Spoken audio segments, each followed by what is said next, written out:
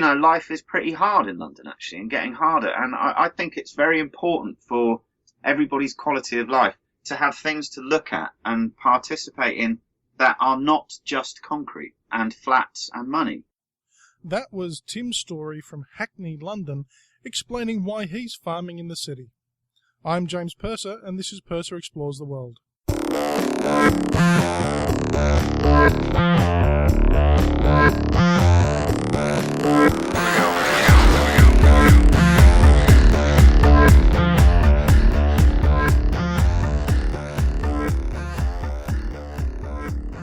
For many people, the idea of urban agriculture is limited to a couple of pot plants, maybe a herb or two, and if you're really dedicated, a small veggie patch in the corner of your backyard.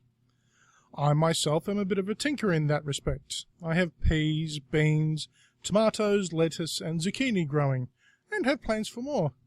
However, in the grand scheme of things, there's nothing to write home about. The two people I'm speaking with this fortnight have taken the idea of urban agriculture to the next level. One is a committed apiarist who keeps his hives in the middle of the biggest city in Australia. The other is a man who is part of a community that lives on the canals of London. Neither of them have let the fact that they inhabit a major metropolis stand in their way. Our first interviewee is Doug from the Urban Beehive in Sydney. Okay, well, the Urban Beehive is a company I set up with a business partner, Vicky. And what we did was we realised that there was no bees in the urban environment, and people weren't really thinking about bees. And overseas, bees are under huge threat.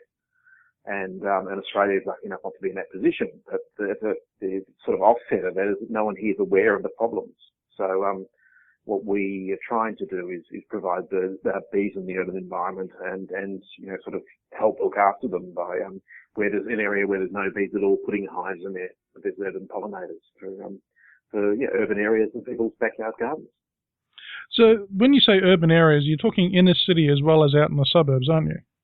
No, we're mainly in the city. So our hives, so we've got hives for example, right in Market Street, right in the middle of the city. And we've got hives out to Bondi and out to Marrickville and across the Lane Cove. That'll present some interesting challenges you wouldn't get out in the burbs or out in the regional areas, wouldn't it? Well, the biggest challenge is getting hives into locations. So we've actually more sort of advice this year for lifting hives because we keep a lot of hives on rooftops, and these hives can get very heavy, and it's quite dangerous work trying to get them up onto rooftops without something to lift them. So I've repurposed a device that's used for lifting air conditioners to use for lifting beehives onto rooftops. So when you put these beehives in, do you put them into just sort of residential areas or commercial as well? No, commercial as well. So we make arrangements with cafes and restaurants to put beehives into sort of the rooftops of their locations, and they use some of the honey within the cafe or restaurant or whatever, and we use the remainder and we sell as packaged honey. All right, what sort of reception have you had for doing this? I mean, have you had a lot of people interested in helping out? Oh, yeah, absolutely. People are really interested, and it's only just beginning. It's the last 12 months, a lot more people have come on board, and this spring there's been lots of interest. So and I think people's knowledge of bees is growing and have grown over the last year. They've become more aware of the issues, and as a result, people are really interested in, of course, slow food. So the slow food movement has a lot to do with it, and local food, and you can't get much more local than honey from your own rooftop. Mm-hmm. So all of that's influencing sort of what's happening. There's community gardens around. Are they interested in supporting bees as well? We've got the hives in a couple of community gardens, but there's an issue where a lot of people think that because European honeybees are an introduced species to Australia, that the only bees to keep are native bees. Mm-hmm. And look, native bees are great, and we need to support them. And their native bees are very, very good at pollinating some things, but there's no more efficient pollinator than the European honeybee. And of course, a lot of the things that we grow are imported; they're not local. So you need a mix of both. But because a lot of community gardens are concerned about safety issues, they only want to have the native bees, or they think that European honeybees shouldn't be kept. I've had people say that to me as well. So they only want native bees. Has the safety issue been a concern for a lot of people? I mean, yeah, the one thing I tell my daughters is that, if you don't worry a bee, it won't worry you. But have you had that sort of negative reception? Oh, absolutely. A lot of people are concerned. I've only had one person actually complain, and this was a person who actually wasn't aware that there was a beehive there till someone else told her, and then it became quite a concern for her. Mm-hmm. But generally, people are receptive. That you need to explain the sort of the risks, if you like, to them. Mm-hmm. And of course, like anything, you can get if you go and poke a dog with a stick, it might bite you, and the same thing happens with bees. Yeah. In fact, I was rescuing a beehive, rescuing a bee swarm rather, during the week from in Oxford Street, and the bees weren't particularly happy with me trying to shake them out of this tree, and I got stung on the eyelid, which was quite unpleasant. Ouch. But it's all part of me. If I hadn't have got this swarm, it might have gone into a wall cavity somewhere. Yep. And it ultimately been exterminated. So the swarm is now happily in a beehive, and will actually become part of one of our apiaries somewhere, and go on and be hopefully lead productive lives. Have you talked to your local councils about sort of working with them? Because I know there's a lot of councils looking at sustainability, building their own sort of garden and recycling in native areas. Yeah, the issue with councils is a lot of them also don't acknowledge that the European honeybee should be looked after. They haven't really looked at the fact that Australia is the only country in the world where bees are disease free at the moment, and so they haven't really thought about the fact that we actually need European honeybees as well as natives. So many of the councils are only concentrating on native bees, and they can't see the wood for the trees, if you like. I live down in the Illawarra, and recently we had a spate of hive poisonings down to the south of us. Right. Have you guys had any issues like that up in Sydney, or has it been kept away? Well, most of our hives are inaccessible, so we haven't had any issues. And I don't know of any issues actually in suburban Sydney, but I know that in America there's been quite a few hives poisoned in community gardens. So hopefully that won't happen here. If you want to know more about Doug and the Urban Beehive, you can browse along to www.theurbanbeehive.com.au. I'll put the link up in the show notes attached to this episode. For our next interview, we'll be travelling across the seas to England, and canal dweller, software hacker, the good kind, and gardening enthusiast Tim Story, to hear about the floating allotment that he and others in the Canal Users of Hackney Group have developed. Before we get into exactly what a floating allotment is, here's Tim explaining the canal system that supports hundreds, if not thousands, of people across London. Yeah, well, they're called the Cut. They were pre-railways. When the Industrial Revolution, I think it started with, I'm probably going to get my history slightly wrong, so I wouldn't take it verbatim. I think it's to do with, basically, obviously, I think they started, when was it? It would be early 18th century, or around about then, I think. I think it was it's kind of the kickoff of the Industrial Revolution, really, and the wool trade and stuff like that. And people needed a more efficient means of moving stuff around. And at the time, there was no real road infrastructure or anything like that. And they started building the cuts. So they kind of start in Birmingham, which is the high plateau. And then they run down across England. So the water gets pumped up to the top of the cut, and then it all flows out down to sea level. And then they built up this whole system of canals, and they sort of changed the format various times through it, which is why you've got different length locks and stuff. But then by the time the whole network was built, the railways had begun. So they kind of they were a working net. I think the last working boat stopped working on the canals in the UK in maybe 73, in the 70s. So they were going for quite a while. And it was basically a really solid means of moving non-perishable goods around. What made you decide to actually turn what appears to be a very large canal boat into a floating allotment? It's a London lighter. Basically, they used to use them for lugging crap about with. I mean, quite literally. Sometimes they'd be filled with manure. Sometimes it would be dredging, sand, all sorts, any shit, really. and they used them going up and down the Thames, and pretty much, I don't know how much they would have been used on the other parts of the network. There's certainly a large amount around London. That's why they're London lighters. And there's a lot of them disused now because, as I say, they kind of stopped. The waterways stopped being a really working thing. You know, by the 70s it was dead and it was tailing off in the 50s and 60s. But up to that, it was still very much a working thing because you had the Port of London, of course. Mm. So things started moving in anyway. So there are a lot of those London lighters about. But we, myself and a couple of other people here, we started, I started gardening on the roof of my boat and then trying to grow things down the side of my boat and up around the top. And using at the time, the basin we live in was not surrounded by building sites as it is now. The sort of gentrification had not, I don't know if you've been here, I presume not. The last time I was in London, I was about 3. Yeah, okay. Well, I mean, this was the basin around here this part of East London is now incredibly fashionable, and the property prices have gone through the roof. But this is a very, very recent development, within the last 5 years. Previously, it was quite a run-down kind of area and a kind of bit ignored, really, even though it's right next to the city, with quite a big, thriving artist community and lots of workshops, because it wasn't really so much of. There's a lot of estates around here, housing estates, but there's a huge amount of the old Victorian light industrial stock, because this was the kind of light industrial part of London. And the basin we're on now was part of that. There was the stables for the Hackney carriages, which, I don't know if you know that name, but they were the old horse-drawn carriages of London. This is Hackney, so this was the Hackney carriages. There was a timber wharf here, a stone wharf, a manure wharf for the stables, a spice wharf. So it was kind of a distribution point. Yep. I'm rambling, aren't I?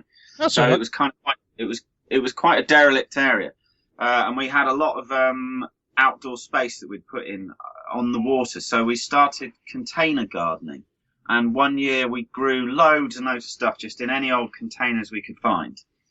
And it worked pretty well. And then the BBC got in touch with us and they filmed a load of stuff down here with me for a gardening show. It didn't actually ever hit air, I think. I think it was part of another show, but it didn't actually ever end up making it to screen.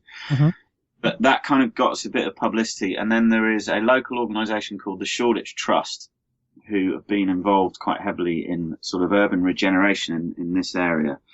And they had a budget, I think, I can't remember where it was from. It was from London, from the Mayor of London. Yep. It would have been Ken Livingstone at the time.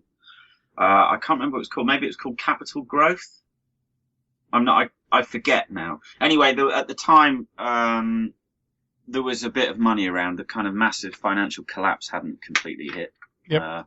So there was still money in sort of urban and charitable non-profit things. So they wanted to take one of these London lighters and turn it into a floating garden.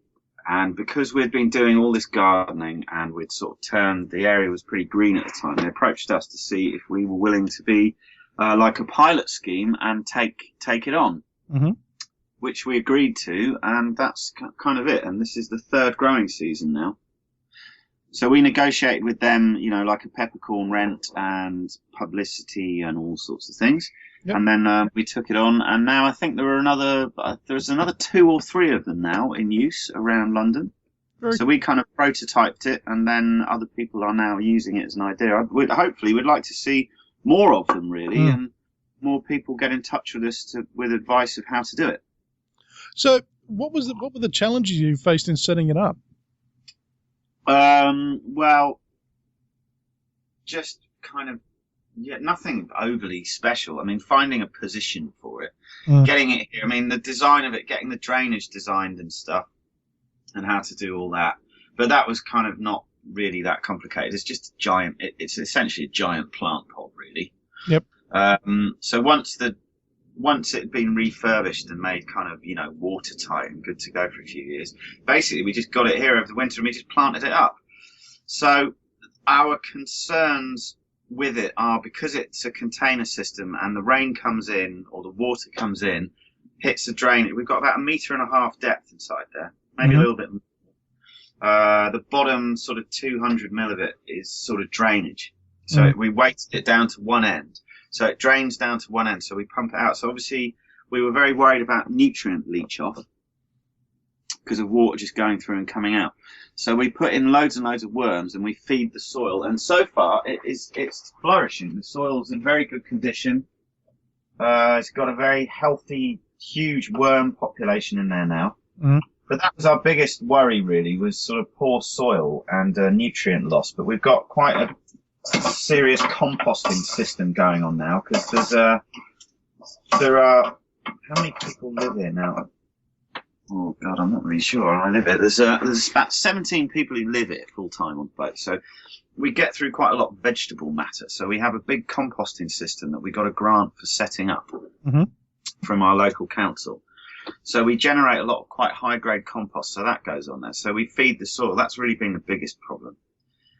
We were a bit worried about, we don't have a slug and snail problem particularly, because obviously it's not land based. Yep. So we managed to avoid some pests, and we seem to see an interesting collection of other pests because we've got basically a bit of a microclimate there that we can control. So we put frogs on it a couple of years ago. So we did have quite a nice healthy population of frogs, but last winter was quite hard and it seemed to kill them all. So do you have much of a rat problem? No, none. They can't get onto it. Yeah. There are loads of rats around here, of course. But no, they've got no means of getting on there.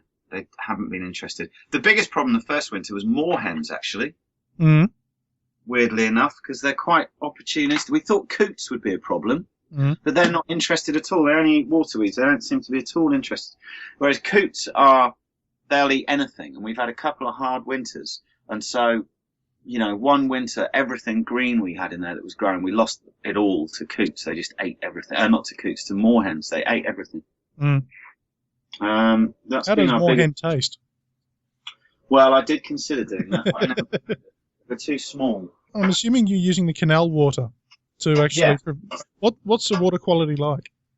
It's good. It doesn't have Weil's disease. I wouldn't want to drink it.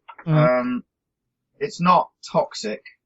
I'd quite like to get some full spectrographic analysis done on it, but it is incredibly nutrient rich, because I've kind of experimented with growing things hydroponically just in that water, because the moorings have all just changed around, but we had really old 20-year-old pontoons that were basically big chunks of polystyrene, and the sheet and the cladding on them was breaking off.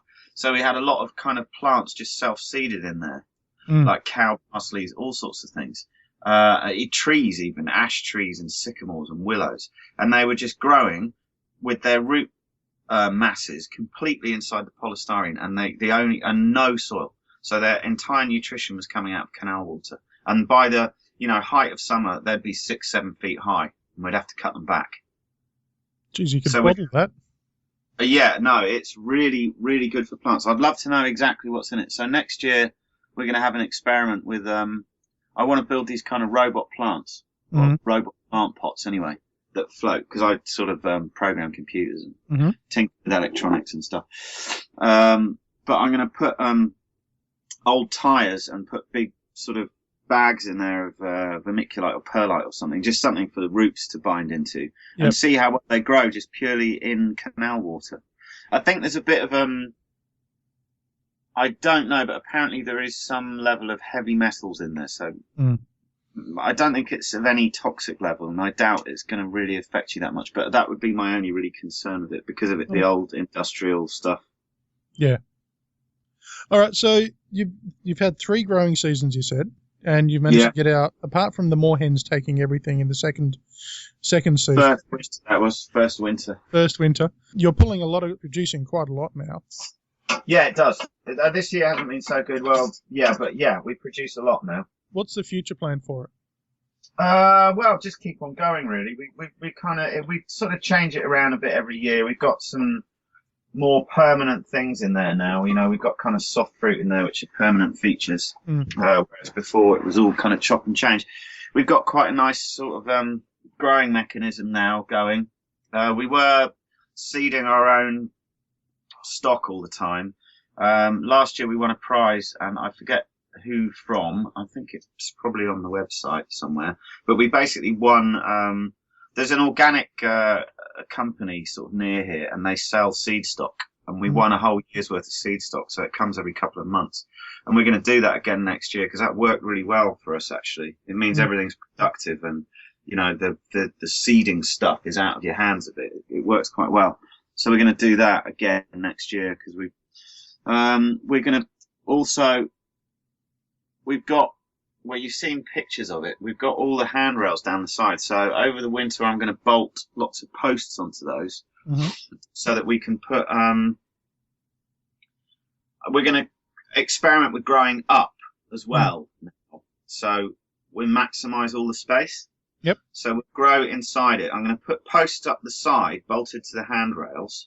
And then I'm going to tension wires across the top of those. And then have hanging wires down, so you can pull them over aside like a curtain when they're not using. Pull them in, drop them down, and peg them into the ground so that we have basically automatic stakes. Do you see what I mean? Yeah. And then try growing things up and over the top of the allotment as well as in it is the plan next year. You're looking at vines and stuff like that for try some more vine stuff. Yeah, like maybe with tomatoes or squash or something like that, and try and get beans, all those kind of things, any climbers, and see how well we can do with going up. So, you know, we kind of roof it over with plants, really. I'm having a look at Google Maps. You're right in the middle of London.